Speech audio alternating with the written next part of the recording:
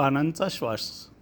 तो झाडावर जीव ओवाळतो, छायेत त्याच्या शांत झोपतो. तो झाडावर जीव ओवाळतो, छायेत त्याच्या शांत झोपतो. पानांच्या सळसळीत त्याला जगण्याचा अर्थ सापडतो. पण त्याच पानांचा कागद होतो, अक्षरातून शब्द विणतो. पण त्याच पानांचा कागद होतो, अक्षरातून शब्द विणतो. त्या शब्दांच्या मोहात पडून तोच पुन्हा हरवून जातो. हातात पुस्तक, डोळ्यात स्वप्न, मन अक्षरात गुंतून जातं. हातात पुस्तक, डोळ्यात स्वप्न, मन अक्षरात गुंतून जातं. पण कुठेतरी झाड रडतं, त्याचं मौन कोण ऐकतं? तो लिहितो प्रेम झाडावरचं, ओळीमध्ये जीव ओततो. तो लिहितो प्रेम झाडावरचं, ओळीमध्ये जीव ओततो. पण त्या ओळींच्या जन्मासाठी एक झाड मात्र अखंड संपतं. हीच कशी रे प्रेमाची व्यथा, हीच कशी रे माणसाची कथा. हीच कशी रे प्रेमाची व्यथा, हीच कशी रे माणसाची कथा.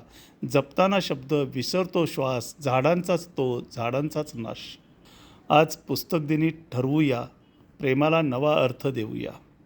आज पुस्तक दिनी ठरवूया, प्रेमाला नवा अर्थ देऊया. वाचू, लिहू, पण लक्षात ठेवू, प्रत्येक पानात एक झाड जगू. प्रतीक्षा पाटील. आज जागतिक पुस्तक दिन. प्रतीक्षा पाटील यांनी पानांचा श्वास ही कविता पाठवली. मनापासून आवडली. पुस्तक छापण्यासाठी कागद लागतो, या कागदासाठी झाड बलिदान देतात. विश्व पुस्तक दिनाच्या शुभेच्छा देताना झाड लावण्याचा संकल्प करूया.